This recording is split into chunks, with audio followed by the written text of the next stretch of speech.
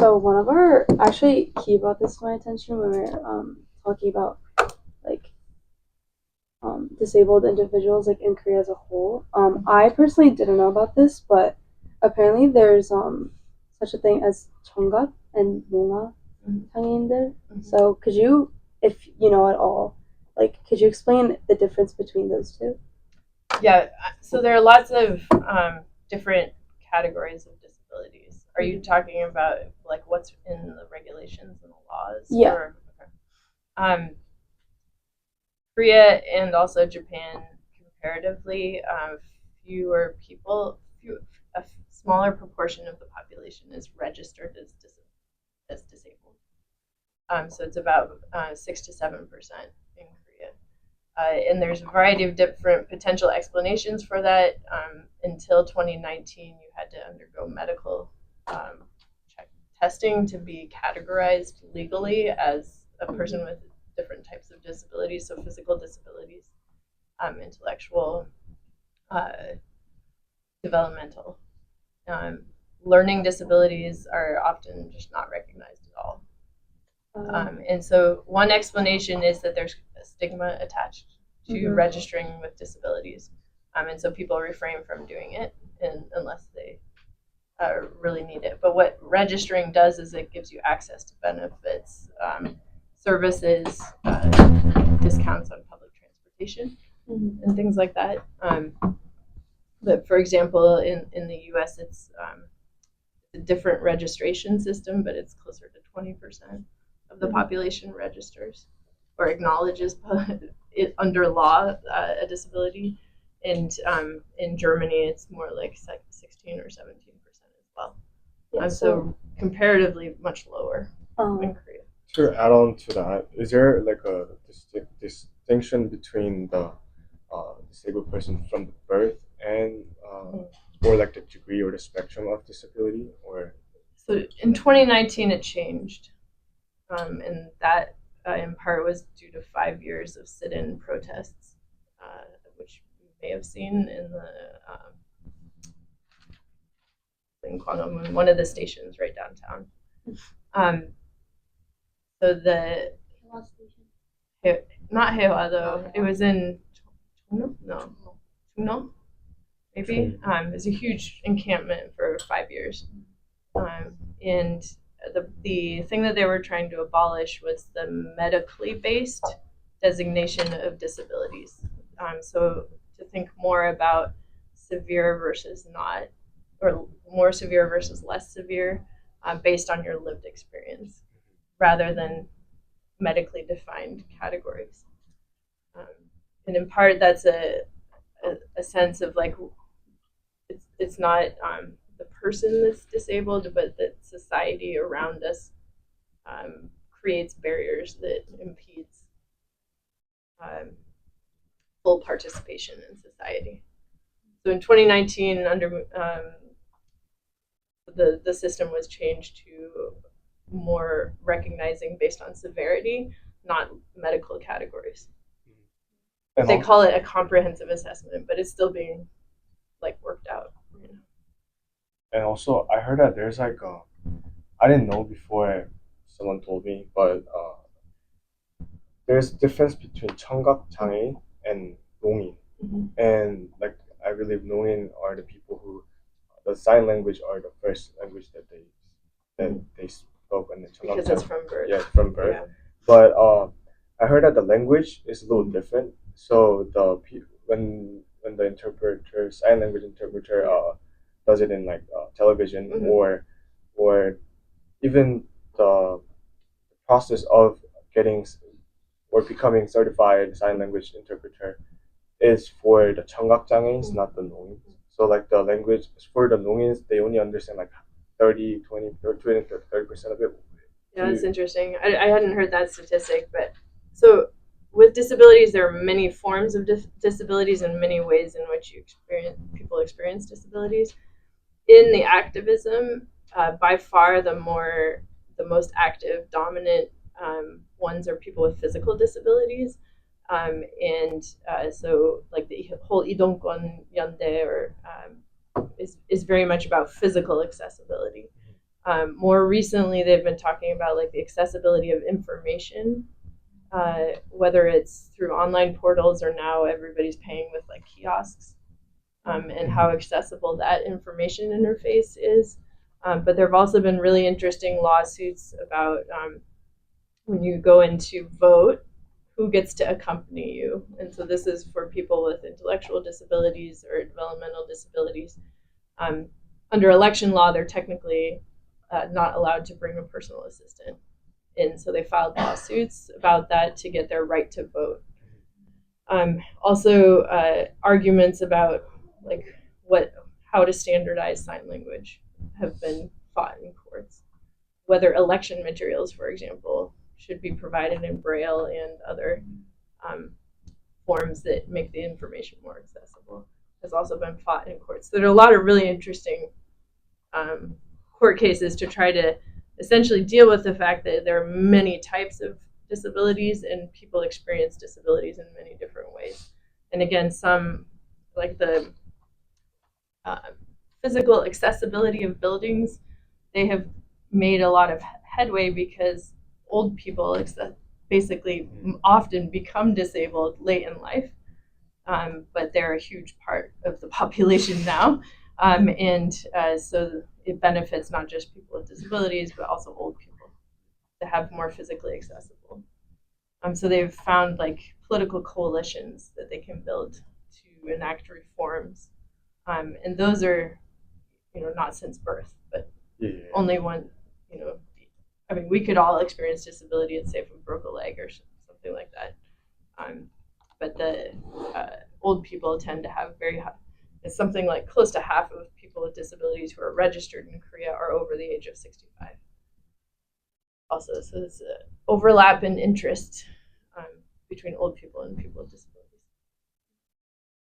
So one of my biggest questions personally was regarding like, I'm sure you've seen it, like especially like even though like legislation was passed and like we're trying to progress like towards more like inclusivity, I would still say that there is a stigma of disability in South Korea, like, and I feel like it's more evident than like any country that I've really seen. Like despite like if you go on subways and you see certain like whether it be like certain seats for pregnant women or things like that, I feel like still in our society today, in the Korean society and like culture, it's kind of, there's like this stigmatization more, like towards like disability, especially for like younger people.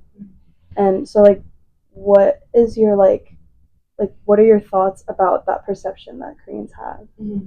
And like what do you think that really roots from? Yeah, I don't think it's unique to Korea. It may feel a little bit worse at times in Korea. But I think, was it 2021 to 23, the Idongkwon protests at 개혁하려 especially led to many public forms of backlash, including by prominent politicians, cursing or deriding people with disabilities. So you get these kind of like really visible flare-ups of that stigma, but you also have a society in which, like in Seoul, for example, is certainly much less so in the countryside, but in Seoul, 95% of the metro's stations have elevators, they're accessible. Mm-hmm. In New York, it's only 30%.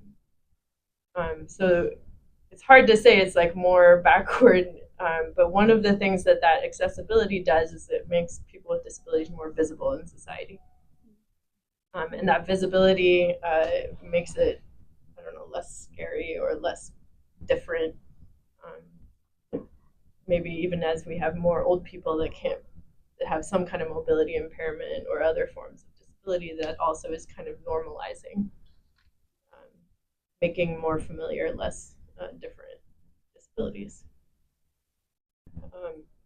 Yeah, I think what I haven't looked into is education and mainstreaming of people with disabilities in the school systems. Mm-hmm. And I'd be curious to hear what your guys' experience with that was. But my kids are now in elementary school, and their school is very inclusive. But it's interesting to hear how they talk about and perceive the kids with disabilities, both visible and not visible in their school. But I think that's a good way to kind of make more visible and more present people with disabilities in society and address the prejudice head on. To add on to the 이동권 protest, one of my question was like, was there like, as there was a political backlash or like societal backlash after their protests in subways and stuff, were there like disagreements within the community as well? Like, Yes. The guys who led the 이동권연대 are really radical. They're pretty far left. So the old pictures of the 이동권연대, going back to 2001, like they're chaining themselves to ladders on the tracks of the subway and blocking buses. And these guys have been doing this, also the more recent wave, the same guys. I don't have, so Park Young-suk in particular, he was the one that was arrested and sued by Osehun. Yeah. But the way, when I interviewed him, he described it as so he's the guy with the white hair on the right. So you may have seen media pictures of him. He's got like a ponytail. He was disabled after a paragliding crash in his early 20s. But he has been the leader of that movement for more than 20 years now, and he's very leftist, radical. And he describes it as other people in the disabilities community think his protests are counterproductive. They are causing backlash. It's an open question whether that backlash, how widespread that backlash is. But he described it as other people think my protests are too 1980s. So, or that they're too confrontational, too violent. So one of their tactics here is like sticking stickers all over Starbucks. They also have red paint that they hammer to explode onto the step that is not accessible. And then they still are blocking subways, especially during rush hour, which some of you may have experienced firsthand in the last few years. And that's compensation for that disruption to rush hour traffic is what the Seoul Metro company in Osehun sued him about. Thank you. Does that answer it? Yeah. There are lots of divisions, yeah. And of course, like some people don't get along. Mm-hmm. Okay. So within the community, even within the 이동권 community, there's like a lot of disagreements about this kind of. Yeah. So this solidarity was 63 different disabled persons organizations in 2003 to 7, and there were kind of two big camps, like more moderate, also welcome working with parents groups and professional researchers and caregivers groups, and then the more radical are disabled persons need to be out front, and we can't include parents, we can't include non-disabled caregivers, and we need to have more confrontational tactics. They got together for this law, but since then they've not been able to unite. So the 탈시설 movement to deinstitutionalize is another good example of the clash. So some families do advocate for institutionalization. There are some situations in which they can't, for whatever reason, care for the person at home. And the 탈시설 movement, which is aligned with the 이동권연대 in terms of being sort of far left and favoring protest as a tactic, they say abolish all institutions for people with disabilities. So how to resolve that is And it's not just happening in Korea. Like every country is conflicting over these really tricky questions. I also just wanted to ask, I don't know if this is like kind of like repetitive, but do you think there's like a certain kind of, like I'm sure this is present everywhere, but do you think there's a certain kind of stigma towards mentally disabled individuals in South Korea, especially in like the in like schools, whether it be like elementary, middle, and especially probably like high school in Korea? Do you think like it's more present, like based on your experience and like your studies? Or Yeah, I did not actually study whether it's more present, and I didn't study the stigma directly. So I'm going to punt on that question a little bit, but I would say there is stigma in every country towards people with mental disabilities, developmental disabilities, cognitive disabilities, these kind of adjacent categories. And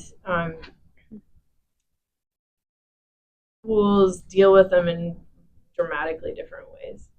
For this book, I just looked at accessibility and disability discrimination generally, and I didn't drill down too much into across the different types of disabilities. But yeah, I kind of punt that question.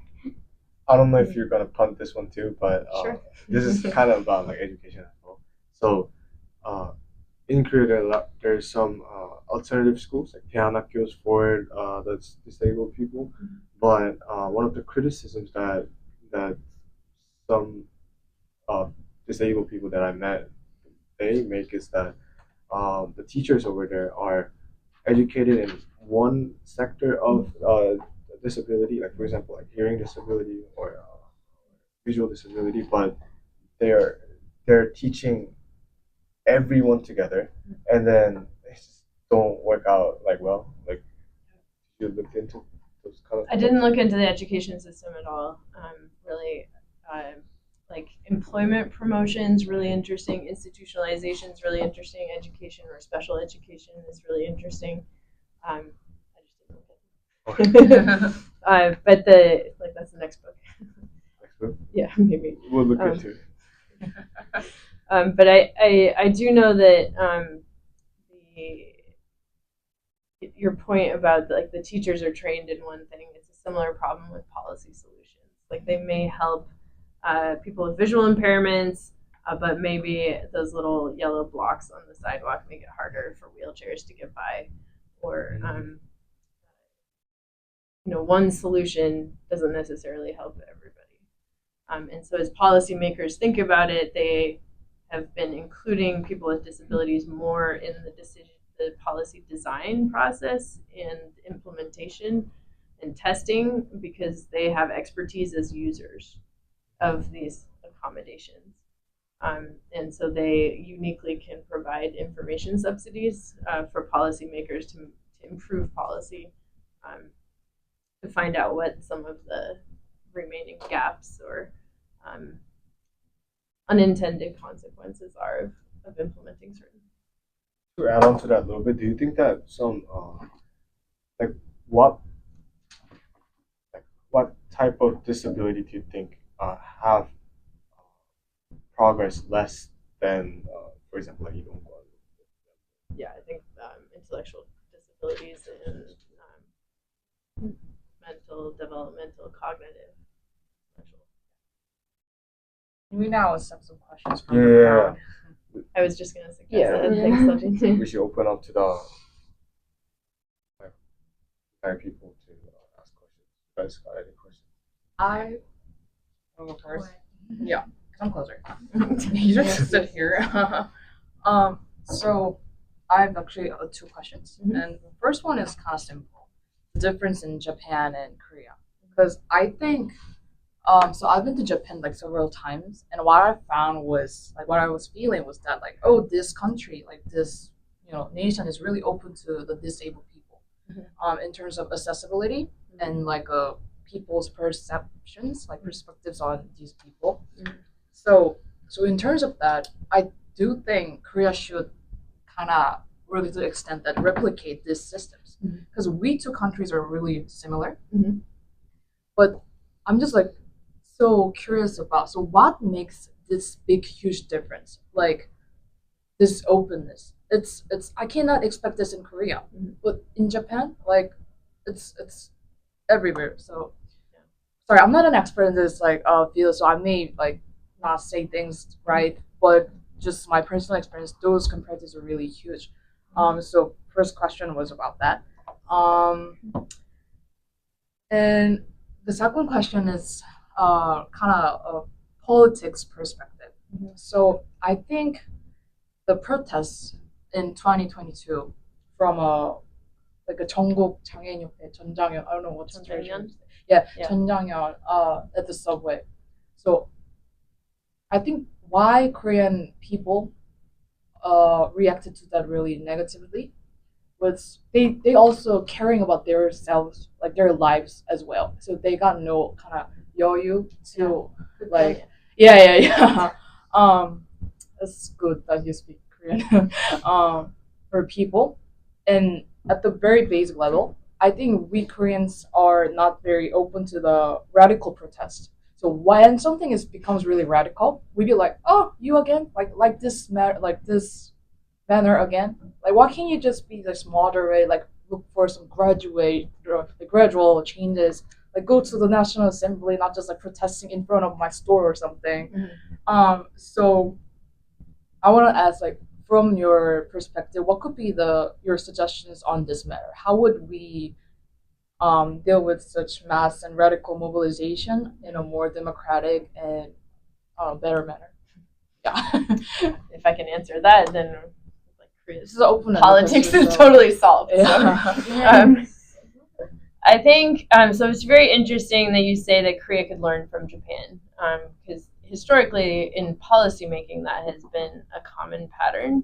But so the Korean disability discrimination law was passed in 2007, and the Japanese one was passed in 2013, and it went into force in 2016. So actually, in this case, the reverse happened. If you look in the Diet deliberations, they frequently mention Korea as a great example of what Japan should enact for legislation.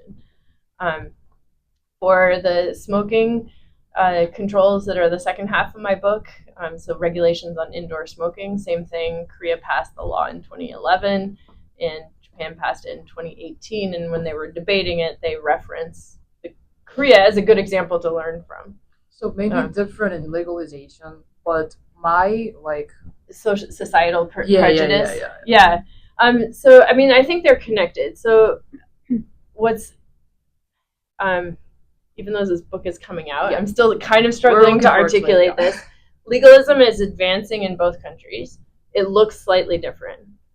So the change is more gradual in Japan, and on paper, the law looks weaker.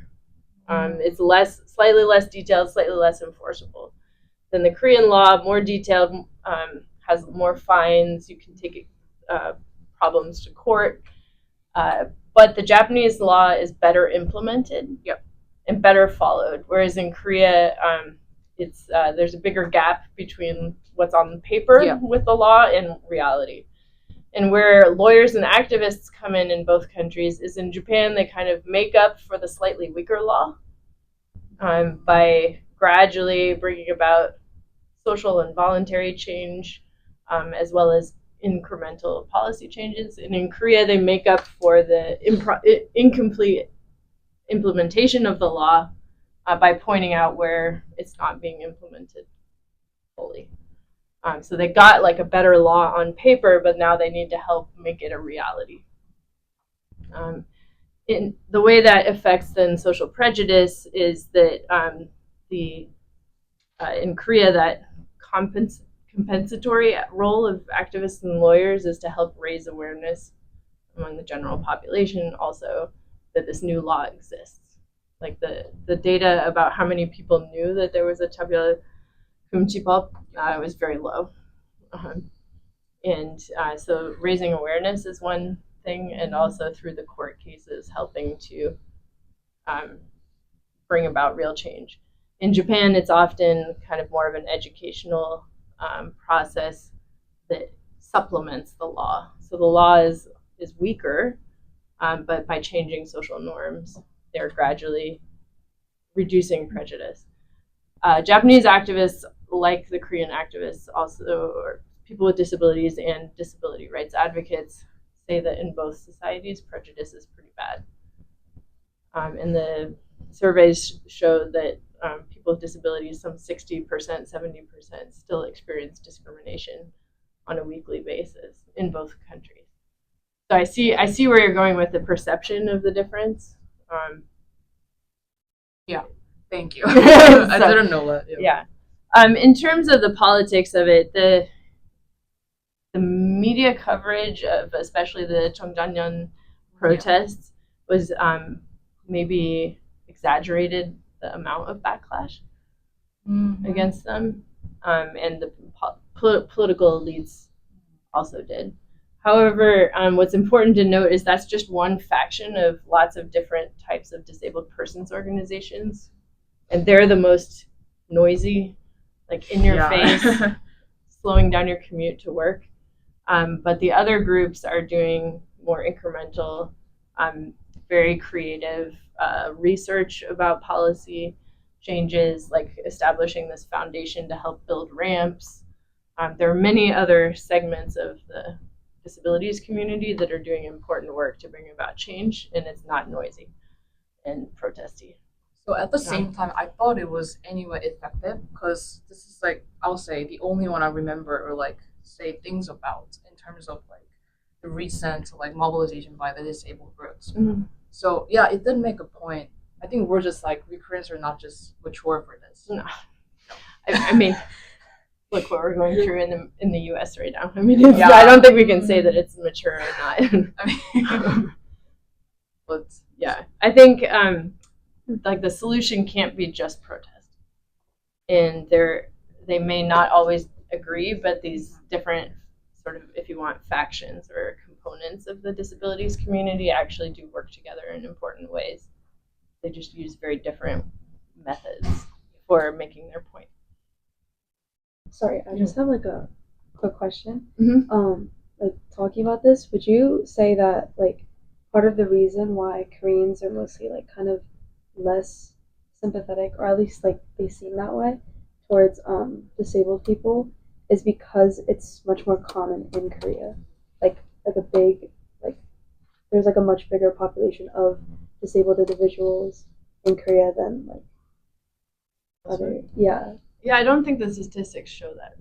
Okay. It's not a higher proportion of the population. So but possibly in Japan, the fact that now 29% of the population is over the age of 65 means that people are more used to experiencing people with various forms of disabilities. But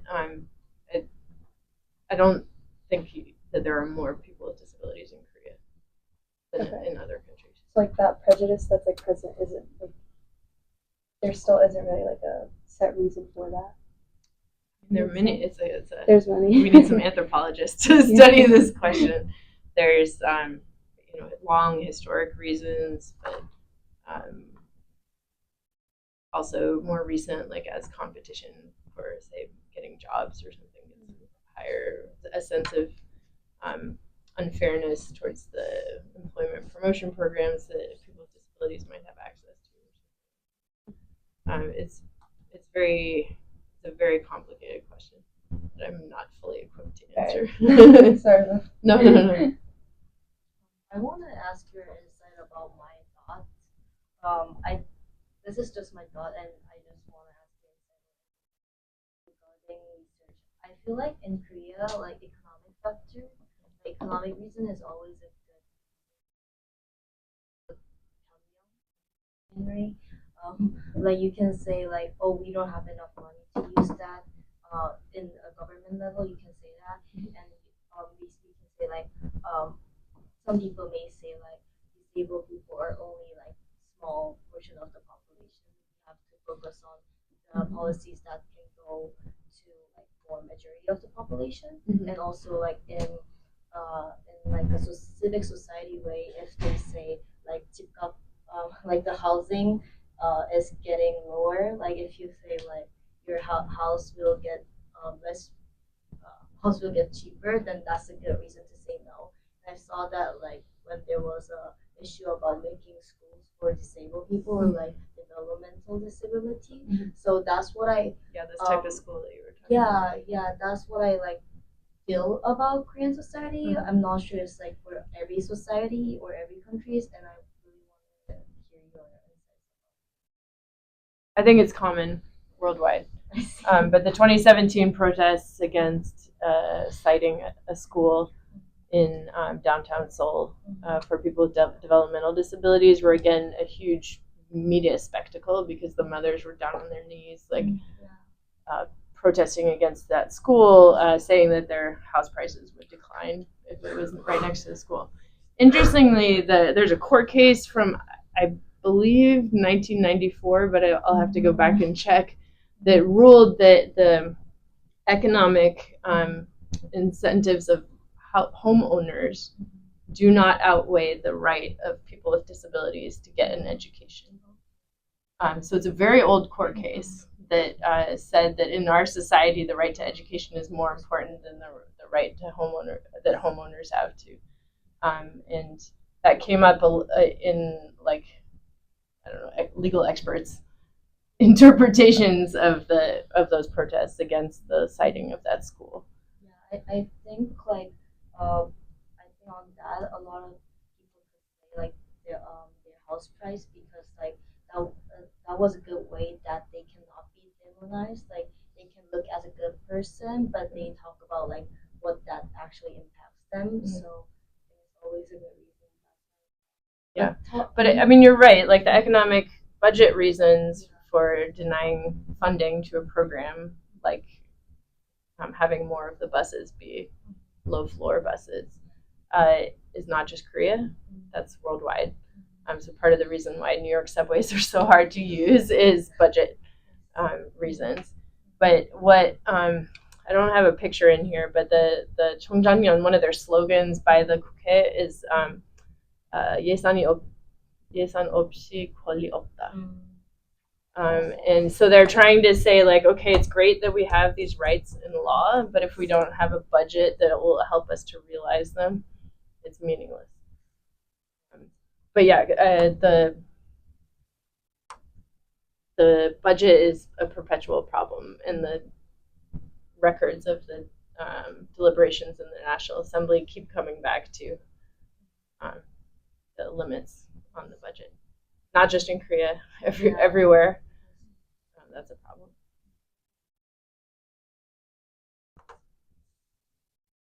Yeah, so Professor Arrington, thank you again for your great speech.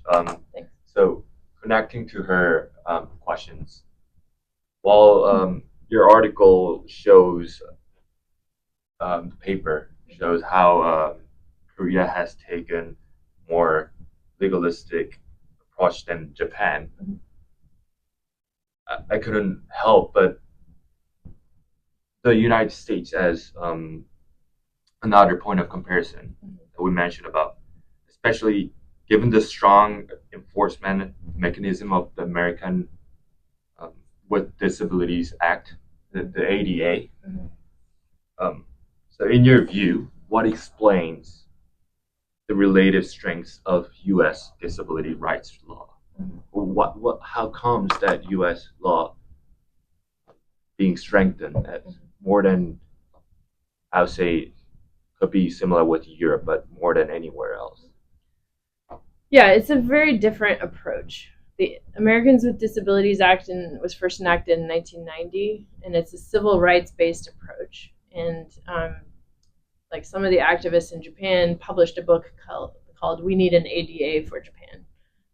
And same thing, the ADA became a huge inspiration for Korean activists as well, to start saying it's not our disabilities, it's not just a welfare problem, but we need to have in law protections of our rights, so that when a problem of discrimination actually occurs, we can do something about it. Like we have the right to accessibility, the right to mobility. If that right is not protected through laws and regulations, we need to be able to take it to court. There's a lot of inspiration from the American model, very explicit inspiration, but the underlying system of disability policy is quite different. The most notable difference is that Germany, Japan, Korea have systems to promote the employment of people with disabilities, which is like systematic, if you will, discrimination or differentiation of people with disabilities, not a civil rights-based system at all. And so bringing in the rights-based approach into a system that did not have a rights-based approach has been complicated. Also, with the rights-based approach, they realized, both in the US and around the rest of the world, that doesn't solve all problems of the lived experience of disabilities. So a good example is benefits related to personal assistance, which need to be funded by the state. So Korea got those in the late 2010s, but it was very expensive.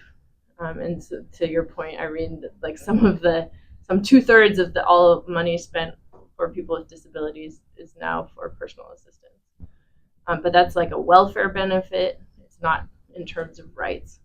In the US, the ADA approach of civil rights has led to a lot of litigation that ends up kind of differentiating and solving one person's problem, but not the systemic problem that caused their problem.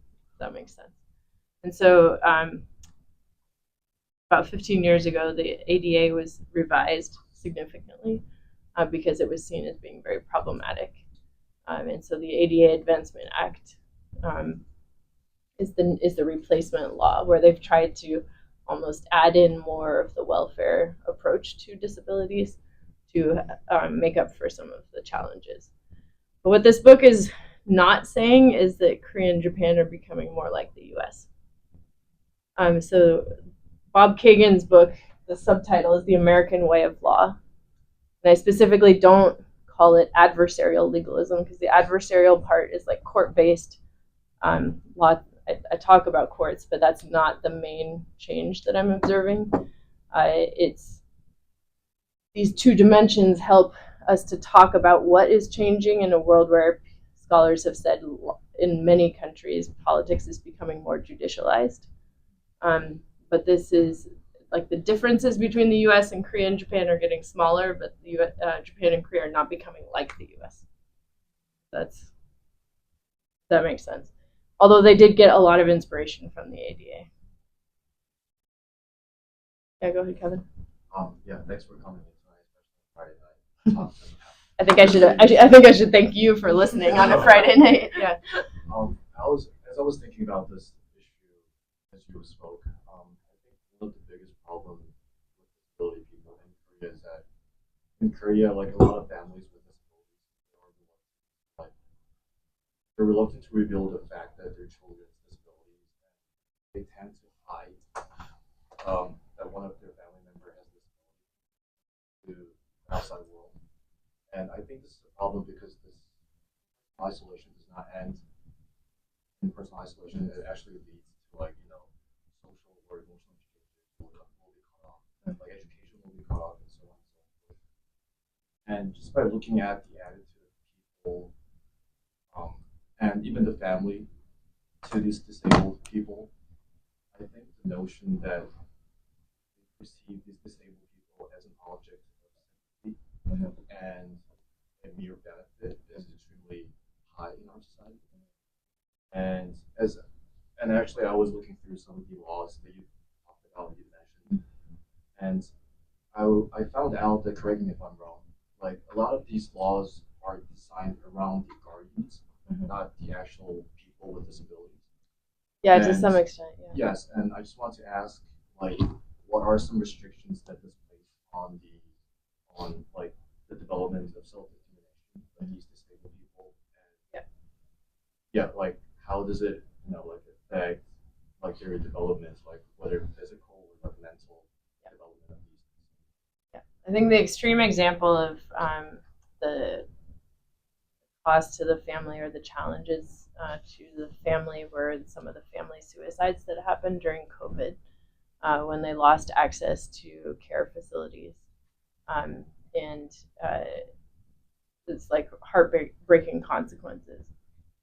There is within the disabilities community all over the world differing opinions, also based on what types of disabilities you or your family member might have, about the extent to which family is a situation of dependency and lack of self-determination or necessary for having a full life. And so some disabled persons activists really push family away. And there was a big fight basically by Chun Jang-yeon also the system of welfare benefits used to be calculated based on your family's income. So if you had rich brothers or something like that, you would get less. But they wanted to decouple the individual with disabilities from the family's income to break a situation of dependency and make the person be able to have an independent living. And so independent living centers have proliferated throughout Korea. And there's, but again, there's differing opinions on which way is better, either for the families or the people with disabilities. But historically, you're right, like hiding and isolating disabled persons in the family has been common. I think as there are more potential options in society and it's people with disabilities are out in society more and participating in life and politics and society, that is gradually changing.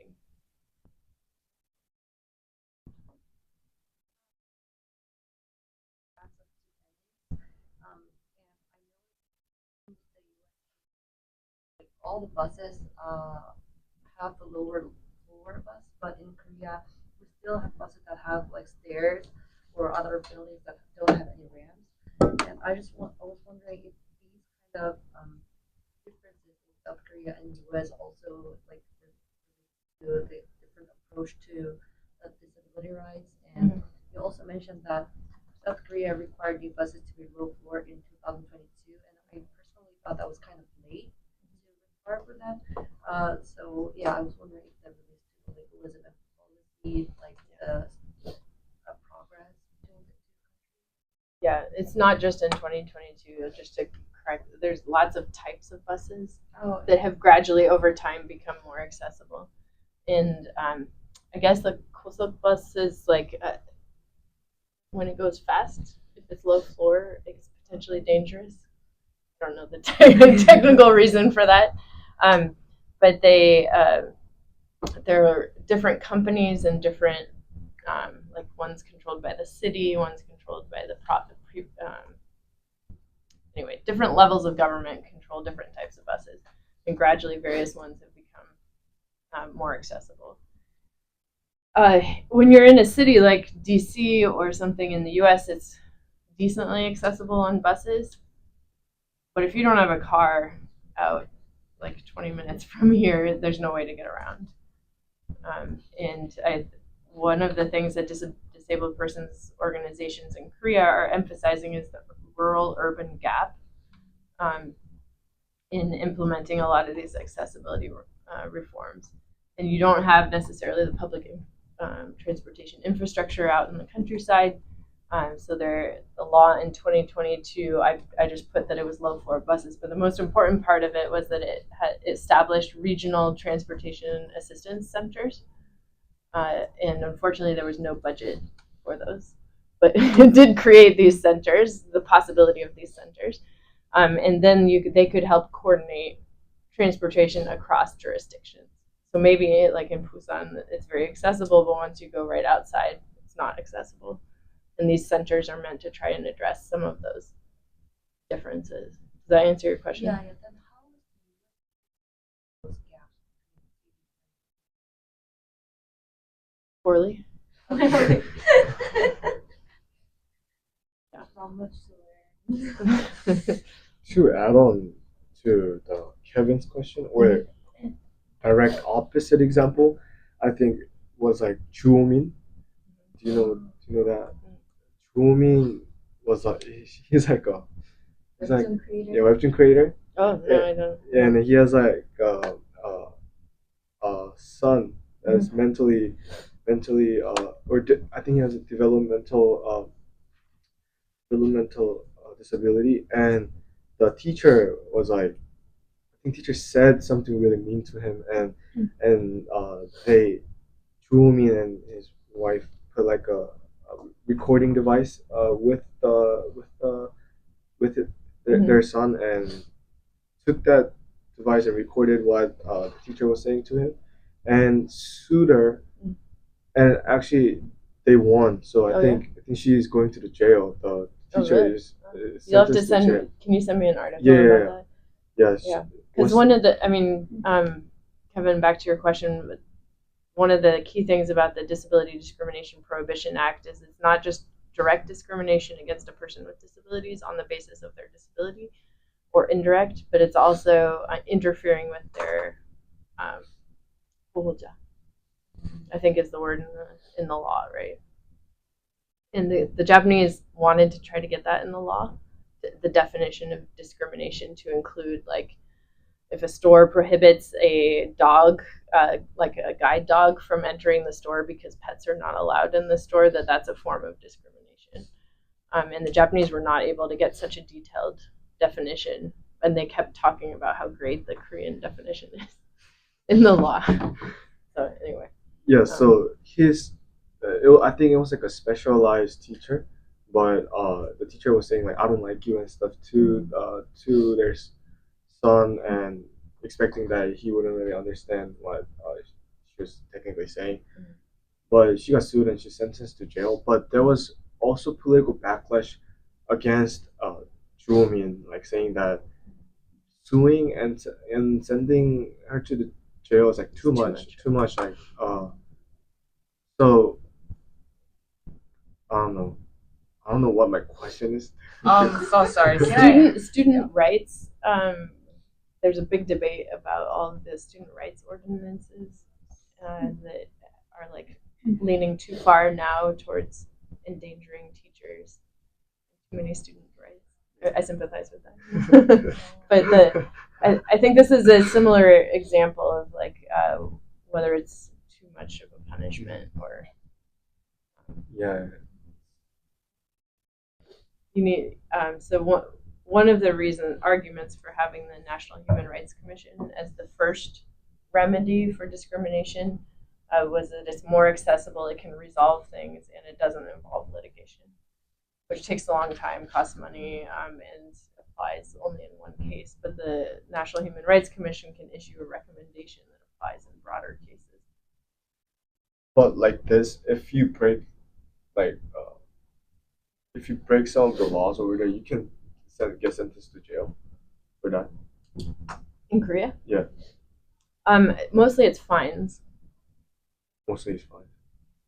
I mean, I don't know why what I know is so different from what you know, but actually, so Juomin and his wife hit the recorder in the back. Yeah. So it was like, John, you like before 30 minutes, like you didn't like get the content from her, like so just similar as that. So I didn't follow up the results. So it's really surprised to hear that she actually was sentenced to like jail on fines. But yeah, you'd have to look into that case because it could have been on the basis of defamation or other charges, not just discrimination. And Kevin, you're looking at the law. I don't think criminal. Yeah, I don't think it's going to jail. It was just fine. Fine. Yeah. so I actually have No. like additional questions on. Oh, what you got something to say? Yeah, because Okay. according to my thing, it says it's 10 month jail and 3 years of not being able to work. 20 On the basis of what law? So I'll define that. So my inquiry was on so while these people should be like cared and do not discriminate against, what about the working conditions and human rights for the workers working for the disabled? So the example would be like a like a teacher in the special education school.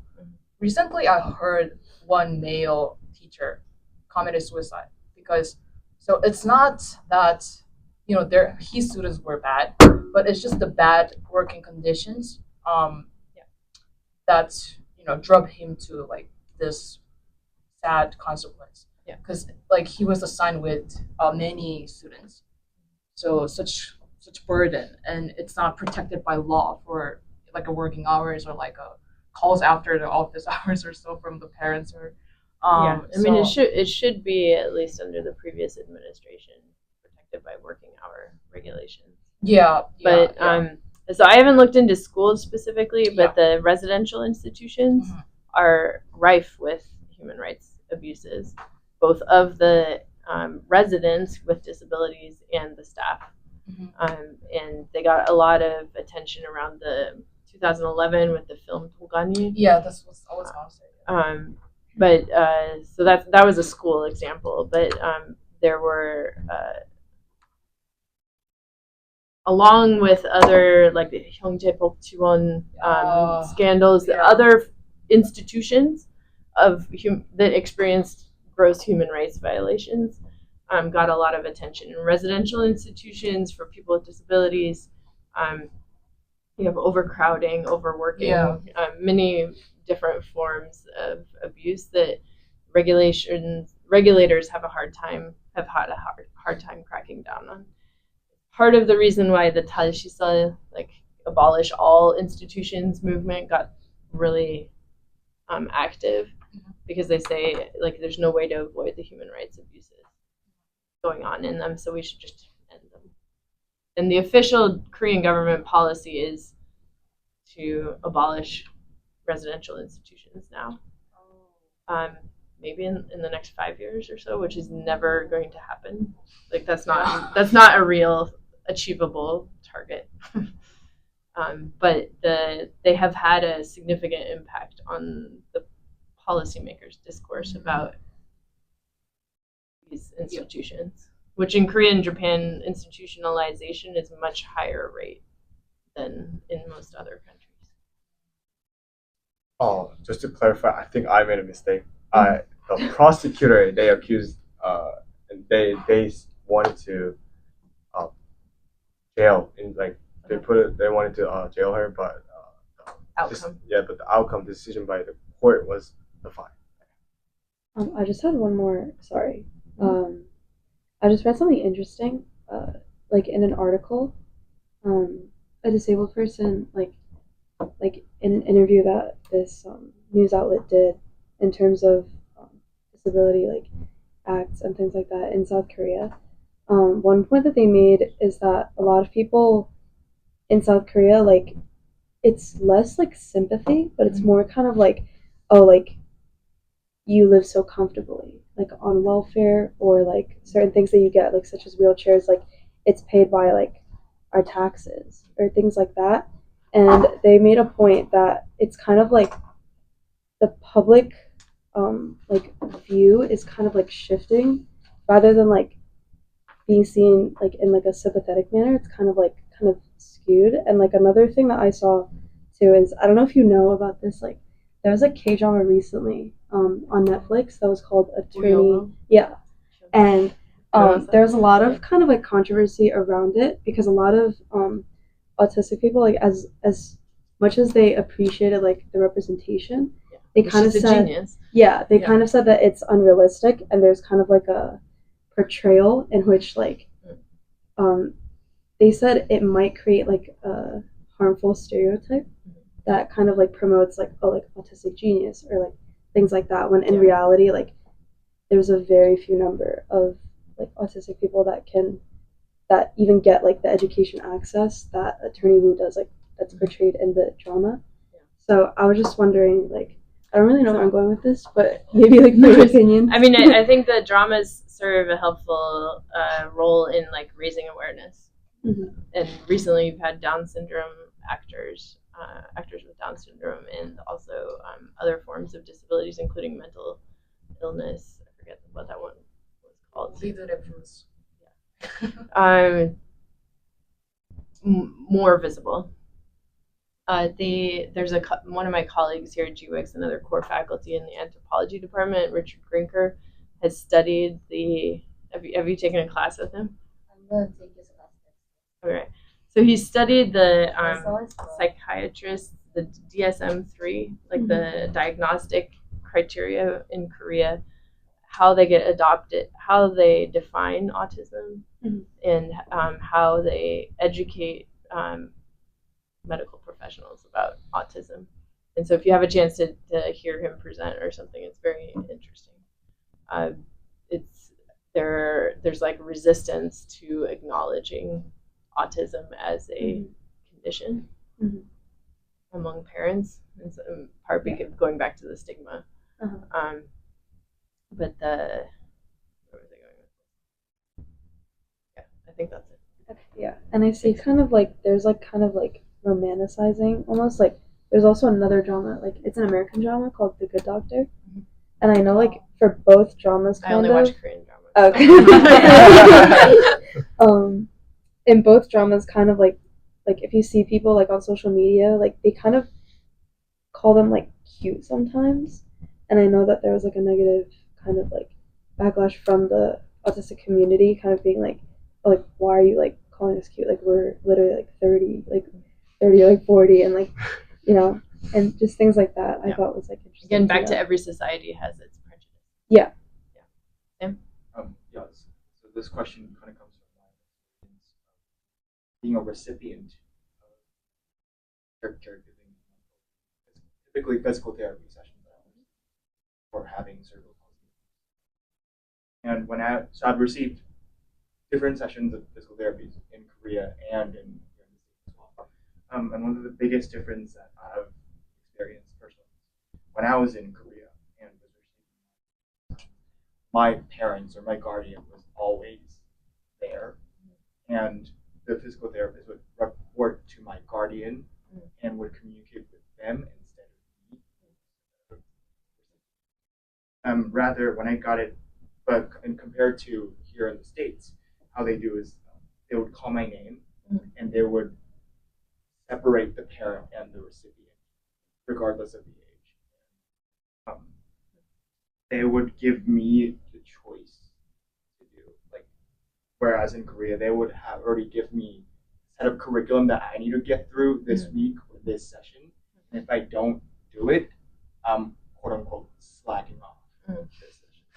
And whereas I got that comment, and which was funny, but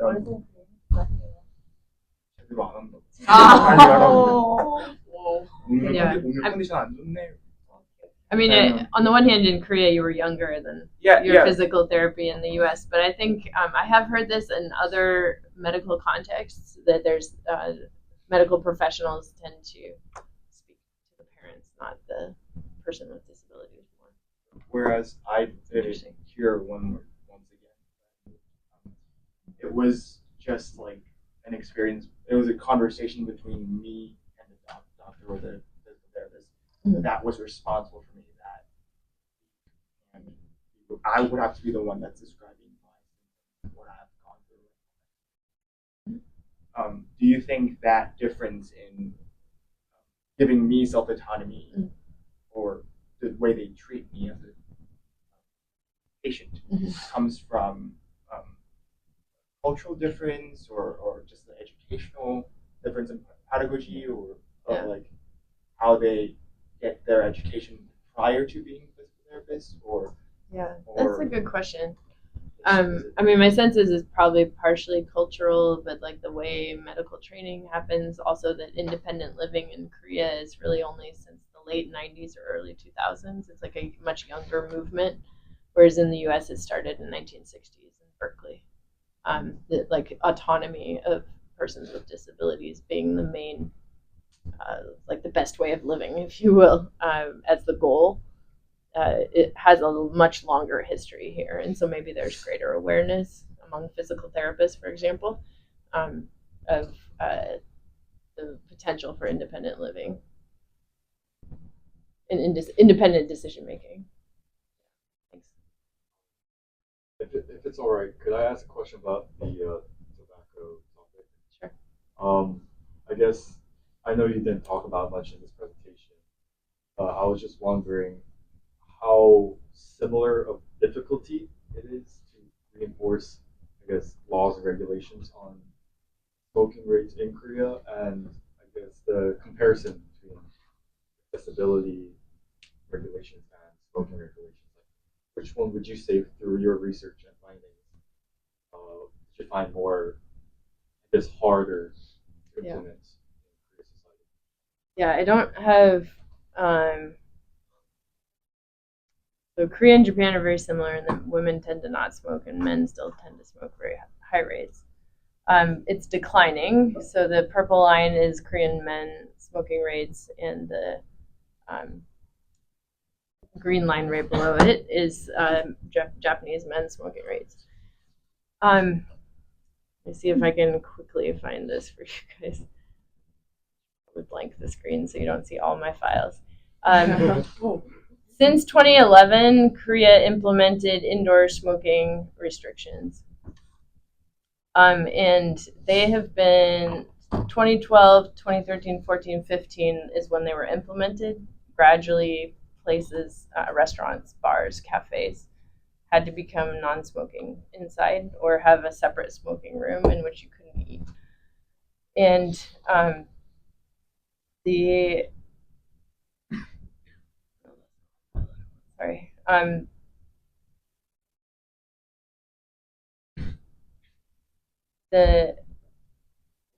when you do surveys of people, say, did you experience secondhand smoke recently in certain facilities? That's like a good way of seeing whether the regulations are actually implemented. They show quite a bit of rapid implementation in Korea. It's more gradual in Japan.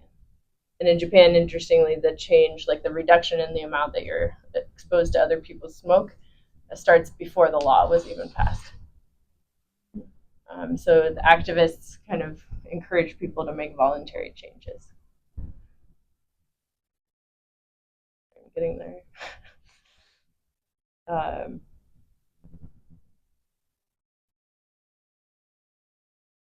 So in Japan, the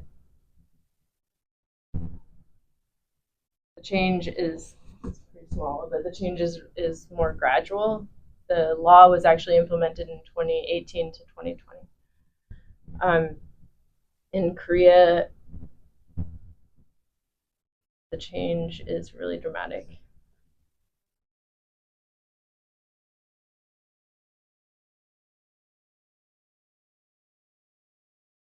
So the law gets implemented starting from 2012 to 2015, and that dotted line is indoor public exposure to secondhand smoke.